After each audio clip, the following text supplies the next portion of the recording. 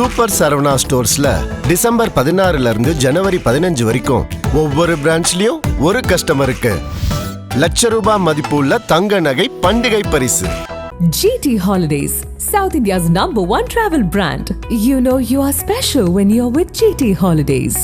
நக்கீரன் நேயர்களுக்கு வணக்கம். இன்று நம்முடன் கருத்துக்களை பகிர்ந்து கொள்ள இணைந்திருக்கிறார் திராவிட வெற்றி கழகத்தின் முதன்மைச் செயலாளர் வல்லம் பஷீர் அவர்கள். வணக்கம் சார். வணக்கம்.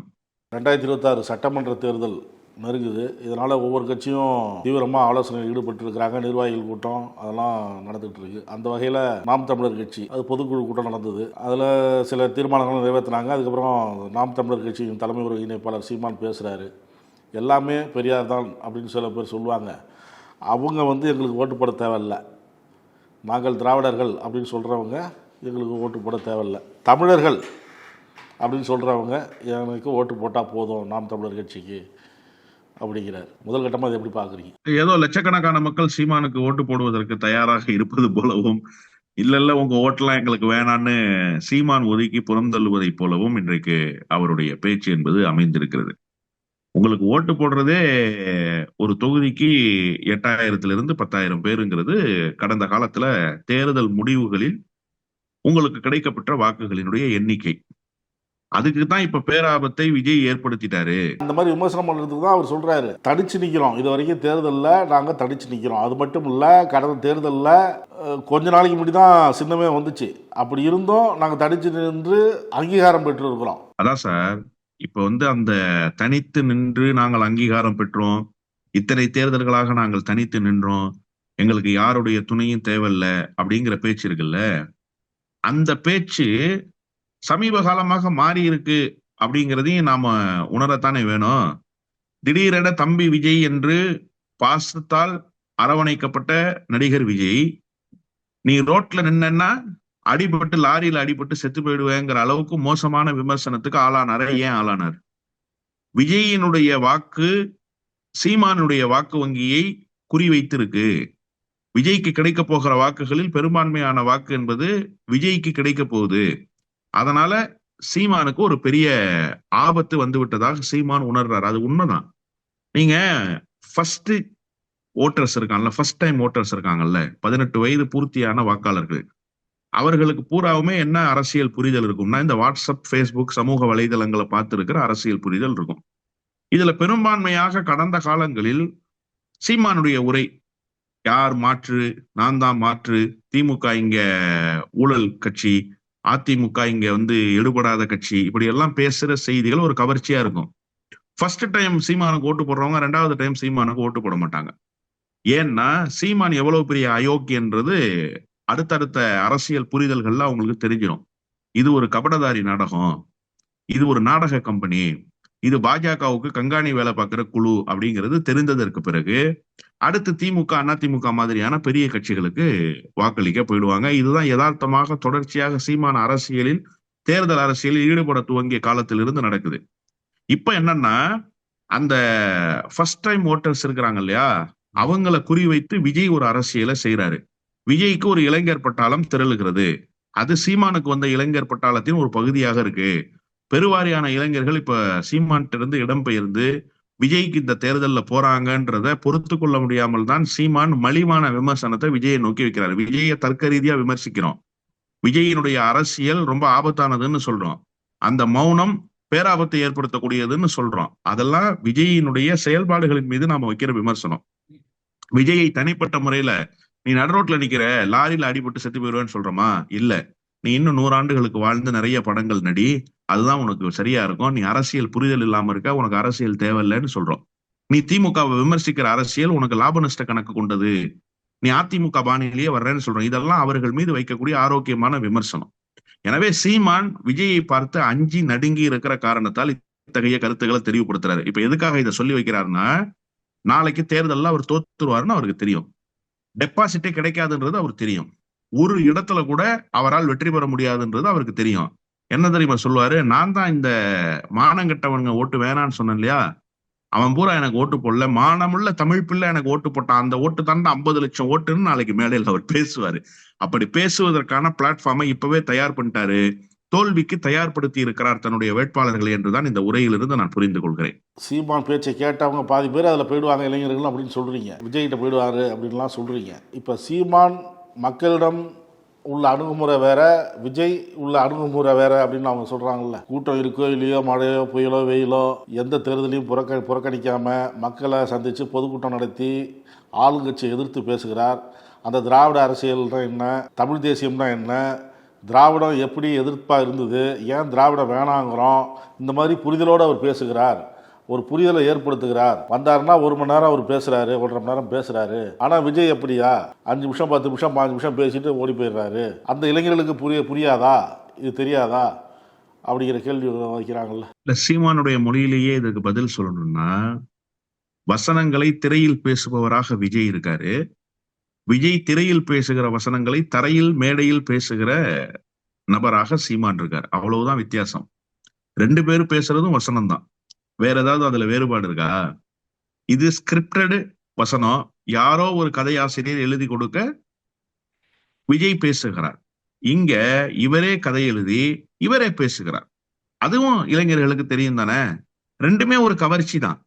நல்ல டயலாக் டெலிவரி நல்லா இருக்கு, வசனத்தை பிரயோகிக்கிற அந்த உடல் மொழி நல்லா இருக்கு அப்படின்னு ஒரு பிம்ப அரசியலை பார்த்து விட்டு வருகிறார்கள்.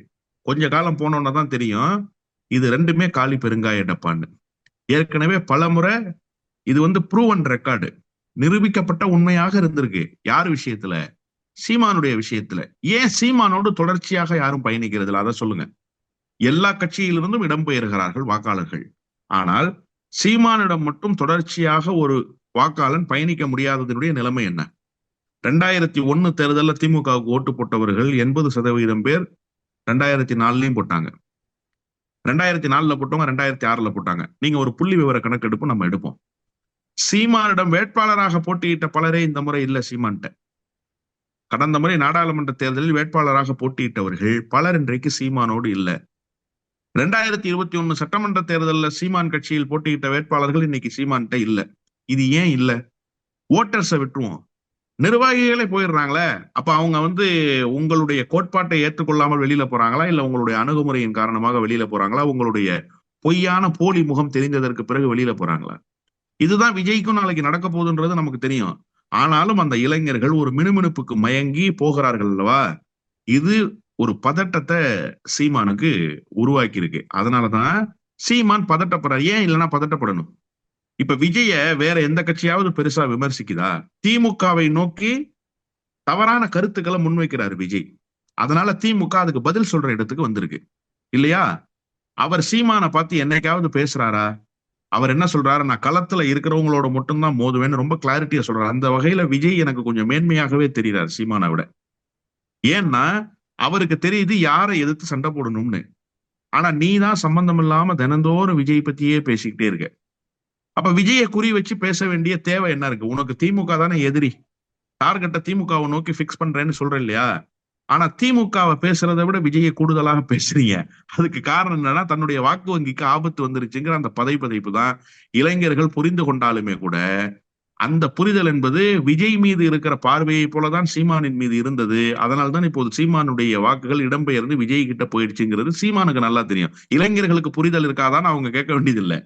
இந்த புரிதல் சீமானுக்கு இருக்காதான் நம்ம கேட்கணும். ஏயா நீயும் பொய் சொல்லி வசனம் பேசிக்கிட்டு இருக்கிறாளு, அவரும் பொய்யை சொல்லி வசனம் பேசுறாளு, 2 பேர்ல யாரு பெட்டர்னு பார்க்கும்போது நல்ல இன்னும் கொஞ்சம் கூடுதல் கவர்ச்சியும் கூடுதல் வசீகரமும் இருப்பது விஜய்க்கு தானே.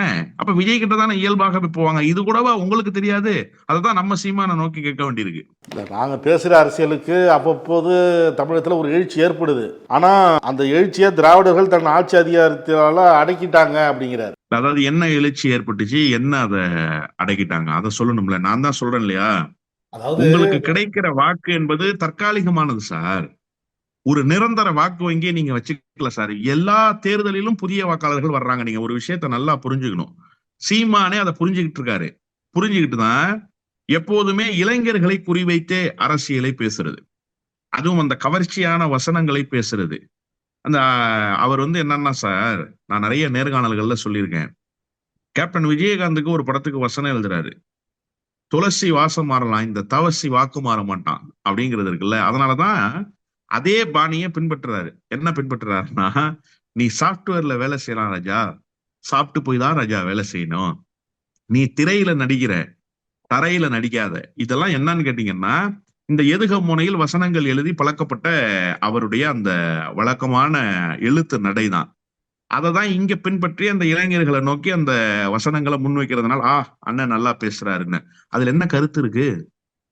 நீ என்ன கொள்கையை சொல்ல போற? அப்போ உங்களுக்கு நல்லா தெரியுது, இந்த புதிய வாக்காளர்களை குறி வைக்கணும்னு. ஒவ்வொரு தேர்தலின் போதும் ஒரு 4% 5% புதிய வாக்காளர்கள் இருக்கிறாங்கல்ல, அவர்களை குறிவைத்து ஒரு வாக்கு வேட்டையாடுறது.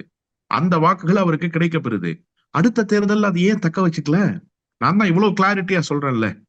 உங்களுக்கு கிடைத்திருக்கிற வாக்கு நிரந்தரமான வாக்கா? ஏன் அது மாறுறது இல்ல? அப்ப அந்த நம்பகத்தன்மையை நீங்க பெறலன்றது எவ்வளவு பெரிய சிக்கல் இருக்கு உங்களுடைய இயங்கியல்ல. அந்த இயங்கியல் சிக்கலை புரிந்து கொண்டும் புரியாதது போலவே நடிச்சுக்கிட்டு இருக்கிறது. நான் இவ்வளவு வாக்கு வாங்கிட்டேன் அப்படிங்கிறது, அந்த வாக்கை ஏன் தக்க வச்சுக்க முடியலன்ற கேள்விக்கு பதில் இல்லையே. அந்த முதல் கேள்வியோடு நின்னுபட்டு போறீங்களே நீங்க. அதான் இங்க இருக்கக்கூடிய சிக்கலே. அந்த பேசும்போது ஒரு விஷயத்த சொல்கிறார். இப்போ நீங்கள் திராவிட மாடல் திமுக ஆட்சி, திமுக மட்டும் இல்லை அதிமுகவும் தமிழக ஆட்சி வரலாற்றில் சொல்லியிருக்கீங்க ஏற்கனவே கடந்த பேட்டிலையும். அதாவது விலையில்லா பொருட்கள் கொடுத்தது, அது கலர் டிவியாக இருக்கட்டும், மிக்சி கிரைண்டராக இருக்கட்டும், இந்த மாதிரி இதெல்லாம் இலவசம் என்பது வளர்ச்சி திட்டமே இல்லை அப்படிங்கிறார். அது வீழ்ச்சி திட்டம். இலவசம் பெறும் ஏழ்மை நிலை இல்லாத மக்களை வாழ்க்கை தரத்தை உயர்த்துவேன். இந்த மாதிரி நீங்கள் கொடுத்துருந்தீங்கன்னா அது ஏழ்மையிலேயே தான் வச்சுருக்கிறோம். ஆனால் அதை வாங்கக்கூடிய நிலைமைக்கு மக்களை நான் உயர்த்துவேன். அந்த வாங்கக்கூடிய நிலைமைக்கு மக்களை உயர்த்தலை அந்த திராவிட ஆட்சிகள் அப்படிங்கிற குற்றச்சாட்டை அவர் வைக்கிறார். ஒரு பக்கம் வளர்ச்சியும், இன்னொரு பக்கம் அடிப்படை கட்டமைப்பை உறுதி செய்யறதும்ன்றது இருக்குல்ல, இதுதான் ஒரு நல்ல ஆட்சிக்கு உண்டான லட்சணம். நீங்க அடிப்படை கட்டமைப்பை உறுதி செய்யறதுன்னா என்ன? ஒரு மனிதனுக்கு அடிப்படை தேவை என்ன? உண்ண உணவு, உடுக்க உடை, இருக்க இருப்பிடம். இதுதானே சார் அடிப்படை தேவை. ஃபுட்டு, ஷெல்டர், போட்டுக்கொள்ள ட்ரெஸ். இந்த அடிப்படை தேவைகள் எப்போது ஒரு தனி மனிதனுக்கு பூர்த்தி அடைகிறதோ அப்பதான் அவன் அடுத்த கட்டத்துக்கு நகர்றான். இப்ப அரசு இதை பூர்த்தி செய்ததா இல்லையா? இதை பூர்த்தி செய்துட்டு உட்கட்டமைப்பை பெருக்குவதற்கான பணிகளை செய்தா இல்லையா? இப்ப சைக்கிள் கொடுத்ததனுடைய நோக்கம் என்ன? சைக்கிள் வாங்க முடியாம இருக்கிறாங்க அப்படிங்கிறது ஒரு பக்கம். இன்னொன்னு, அந்த சைக்கிளை வாங்கி கொடுத்ததன் மூலமாக சைக்கிள் மிதித்து கொண்டு பள்ளிக்கு போனவர்களுடைய எண்ணிக்கை உயர்ந்துச்சுல்ல. மதிய உணவு சாப்பிட வாங்க அப்படின்னு கூப்பிட்டு மதிய உணவு போட்டதன் மூலமாக பிள்ளைகளை பள்ளிக்கு அனுப்பின எண்ணிக்கை கூடுச்சுல்ல. காலை உணவு திட்டத்தை வழங்கியதன் மூலமாக காலையிலேயே பள்ளிக்கு போகணும்ன்ற மாணவர்களுடைய எண்ணிக்கை கூடுச்சுல்ல. இடைநிற்றலை தடுத்து நிறுத்தி இருக்கோம்ல, 0% ஆக்கியிருக்கோம்ல இடைநிற்றலை. இதெல்லாம் கல்வியில் செய்திருக்கிற புரட்சி இல்லையா? இதெல்லாம் இந்த இலவசங்களின் பொருட்டு வந்துச்சுல்ல. அவன்லாம் நாளைக்கு படிச்சு இந்த நாட்டுக்கு வரி செலுத்துகிற இடத்துக்கு வருவாங்க. நான் முதல்வன் திட்டம்னு ஒரு திட்டம், அந்த திட்டத்துக்கு நிதியை ஒதுக்கணும். அதனுடைய விளைவு என்ன? இன்றைக்கு ஸ்டேட் பேங்க் ஆஃப் இந்தியா என்று சொல்லப்படுகிற வங்கிகளினுடைய தேர்வுகளில் கூட நம்முடைய மாணவர்கள் இலகுவாக வெற்றி பெறுகிற சூழலை உருவாக்கி இருக்கோம். நேற்றைக்கு பார்த்தோமே செய்தியில, ஆனந்த தாண்டவம் ஆடுகிறாரு அந்த தந்தை, தன்னுடைய மகள் SBI தேர்வுல வெற்றி பெற்றான்னு. அந்த பிள்ளை சொல்லுத, நான் முதல்வன் திட்டத்தின் மூலமாகத்தான் நான் இந்த இடத்துக்கு வந்து சேர்ந்தேன்னு சொல்லுது. அப்ப இதை எப்படி நீங்க இலவச கணக்குல எடுக்கிறீங்க? நாளைக்கு அந்த பிள்ளை ஸ்டேட் பேங்க் ஆஃப் இந்தியாவுடைய எம்ப்ளாயி சார். அவருடைய வருமானத்தில் ஒரு சதவிகிதம், குறிப்பிட்ட சதவிகிதம் இந்த நாட்டுக்கு வரியாக செலுத்தப்படுது. இந்த நாட்டுக்கு வருவாயை பெருக்கியது மட்டுமல்ல, அந்த பெண்ணை கல்வியில் உயர்த்தி அதன் மூலமாக திட்டங்களை வகுத்து அவர்களை சமூக அந்தஸ்து பெற வைக்கிறதுக்கு பேர் இலவசமா? இது இலவசம்னு உங்களுடைய மொழியில நீங்க சொன்னீங்கன்னா நீங்க இழிபிறவின்னு அர்த்தம்.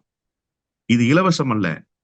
இந்த மக்களை மேம்படுத்துவதற்கு அரசு தருகிற சலுகை. சலுகை என்பது வேறு, இலவசம் என்பது வேறு. யார் சொன்னா இலவசம்னு? அது எப்படி நீங்க இலவசம்னு சொல்லலாம்? அரசு என்ன அள்ளி கொடுக்கிறது? என்ன பிச்சை போடுகிற வேலையாது? என்றைக்காவது எந்த அரசாவது அதை சொல்லி இருக்கிறதா? இந்த மக்களை மேம்படுத்துவதற்காக நிதிகளை தந்திருக்கிறோம்னு தான் சொல்லியிருக்காங்க. அம்மையார் ஜெயலலிதாவும் சொன்னதில்லை, எடப்பாடி பழனிசாமி அப்படி சொன்னதில்லை. இன்றைக்கு இருக்கிற அண்ணன் மு க ஸ்டாலின் ஒருபோதும் அப்படி பேசியவர் அல்ல. திராவிட முன்னேற்ற கழகத்தை சார்ந்த அண்ணன் ஸ்டாலின் அவர்கள், அவருடைய முன்னோடியாக இருக்கிற கலைஞர் அவர்கள் எதை பேசினாரோ அதைத்தான் பேசுறாரு. கலைஞர் அவர்கள் அப்படி பேசினாரா எங்கேயாவது? நீங்க தான் இன்னைக்கு இலவசம் இலவசம் இந்த மக்களை கேவலப்படுத்துகிற வேலையை செய்து கொண்டிருக்கிறீங்க.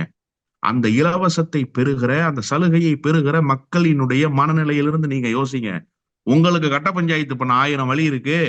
மச்சான் சுந்தர்சிக்கு போன் போட்டா பணம் கொடுப்பான்னு நீங்க தான் சொன்னீங்க. எந்த மச்சான் இந்த மக்களுக்கு பணம் கொடுப்பான்? முதலமைச்சராக இருக்கிற தலைவர்கள் தான் அந்த திட்டங்களை செயல்படுத்தி அந்த மக்களினுடைய வாழ்வாதாரத்தை மேம்படுத்தணும்.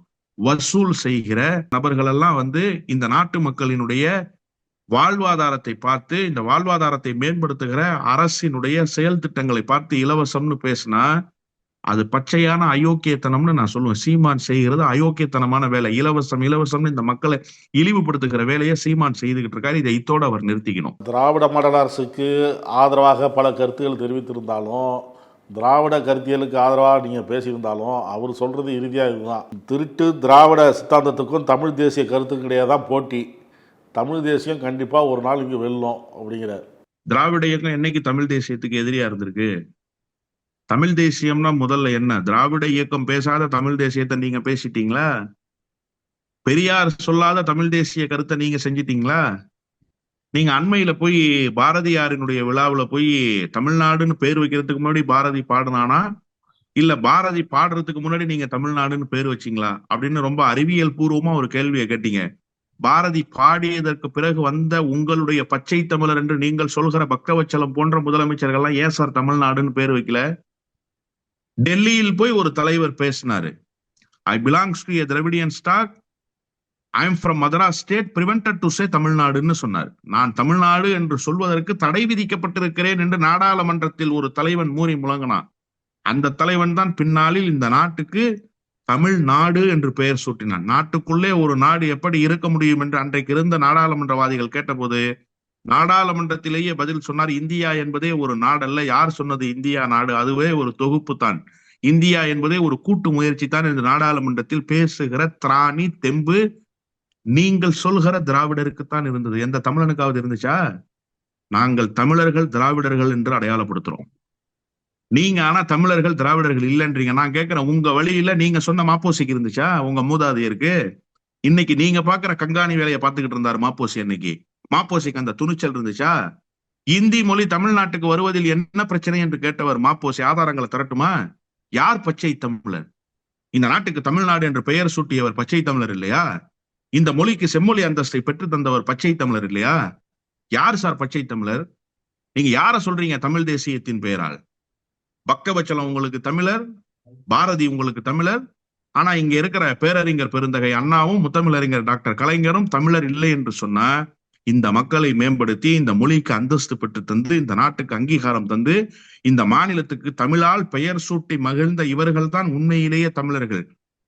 திராவிடம் ஒருபோதும் தமிழ் தேசியத்துக்கு எதிரி அல்ல. தமிழ் தேசியம் என்பது திராவிடம் பேசுகிற கொள்கைகளில் ஒன்றுதான். நாங்க பேசியதை விட தமிழுக்காக நீங்க பேசிட்டீங்களா? நாங்க பேசியதை விட தமிழ் மொழிக்கு ஆபத்து வருகிற போது நீங்க பேசிட்டீங்களா? நாங்கள் அரணமைப்பதை விட நீங்க கூடுதலாக தமிழ் மொழிக்கு அரணமைச்சிட்டீங்களா? நீங்க இதுவரைக்கும் தமிழுக்கு செய்த தொண்டு என்ன சொல்லுங்க. நீங்க தமிழ் தேசியம் என்று நீங்கள் பேசுகிற, நீங்கள் அடையாளப்படுத்துகிற தலைவர்கள் தமிழுக்கு ஆற்றிய தொண்டு என்ன? நீங்க சொல்லுங்க, ஒண்ணு சொல்லுங்க. இப்போது கூட இந்த முதலமைச்சர் என்ன தெரியுமா செய்யறாரு? வெளிநாடுகளில் புலம்பெயர்ந்து வாழுகிற மாணவர்கள் பயில்கிற பள்ளிகளுக்கும் அரசு செலவில் ஆசிரியர்களை அனுப்பி தமிழ் படிப்பதற்கான வாய்ப்பை உருவாக்கி தருகிற முதலமைச்சராக இந்த முதலமைச்சர் இருக்கிறார். தொலைதூர கல்வி என்கிற பெயரால் பள்ளிக்கூடங்கள் நடத்துகிற நிர்வாகத்துக்கு தமிழ் வகுப்பை எடுப்பதற்கு அரசினுடைய செலவுல ஆசிரியர்கள் பயணம் மேற்கொள்றாங்க. எத்தனை நாடுகளுக்கு இதே போல போயிருக்காங்க? நீங்க யார் செஞ்சிருக்கீங்க அந்த மாதிரி? இதற்கு முன்னால் இருந்த உங்க பச்சை தமிழர் முதலமைச்சர்கள் இது போல தமிழ் வளர்க்கிற பணிகள்ல ஈடுபட்டிருக்காங்களா? இது போன்ற தமிழர்களுக்கான வாழ்வாதாரத்தை பாதுகாத்து கொடுத்திருக்காங்களா? எனவே நீங்கள் பேசுகிற தமிழ் தேசியம் என்பது தமிழ் தேசியமே இல்லை. அதை தெரிஞ்சுக்கங்க. முதல்ல பாசிசத்தினுடைய இன்னொரு வடிவம் தான் தூய்மைவாதம். எந்த வடிவில் வந்தாலும் அதை எதிர்க்கிற திராவிடர்கள் நாங்க. அது இணை தூய்மைவாதமாக இருந்தாலும் சரி, மத தூய்மைவாதமாக இருந்தாலும் சரி, சாதி தூய்மைவாதமாக இருந்தாலும் சரி. இவர் பேசுகிறது இன தூய்மைவாதம். இது தமிழ் தேசியம் அல்ல. தமிழ் தேசியம் நாங்கள் சொல்வதுதான் தமிழ் தேசியம். திராவிடம் பேசுகிற, திராவிடம் முன்வைக்கிற தமிழ் தேசியம் தான் உண்மையான தமிழ் தேசியம். எங்களோட ஒட்டுமாஞ்செடி சார் தமிழ் தேசியம். நீங்க பேசுறது பாசிச போக்கு, அது இனவாதம். அந்த இனவாதத்தை நாங்கள் ஒருபோதும் பேச மாட்டோம். காரணம், நாங்கள் பெரியாரை பின்பற்றுறோம். எனக்கு தேசாபிமானமும் கிடையாது, பாஷாபிமானமும் கிடையாது, எனக்கு மனிதாபிமானம் ஒண்ணுதான் இருக்குன்னு பேசிய தலைவர் பெரியார். அதனாலதான் நாங்க தமிழையும் பாதுகாக்கிற வேலையை நாங்க செய்துகிட்டு இருக்கோம். ஒரு மொழியை உயர்த்தி பிடிக்க எங்களை விட்டால் வேறு எவர் இருக்கிறார் என்கிற இருமாப்போடு நாங்கள் இன்றைக்கு சீமானை பார்த்து கேட்கிறோம். நீ பேசுவது இன தூய்மைவாதம். அந்த தூய்மைவாதத்தை ஒருபோதும் தமிழ் தேசியத்துக்குள் அடைக்க முயலக்கூடாது. கருத்துக்களை பகிர்ந்து கொண்டதற்கு நன்றி சார். நன்றி. நக்கீரன் டிவிக்கு சப்ஸ்கிரைப் செய்யுங்கள். உங்கள் ஆதரவே எங்கள் பலம். ஆசிரியர்களுக்கு நண்பனாகவும் மாணவர்களுக்கு ஆசானாகவும் திகழும் தேர்வு வழிகாட்டி. ஒவ்வொரு பாடத்திற்கும் அனுபவமிக்க ஆசிரியர்களின் துல்லியமான தெளிவான விடைகள். CNC இருக்கு, தேர்வு பயம் எதற்கு? இது தீரன் பப்ளிஷிங் ஹவுஸ் விற்பனை வெளியீடு.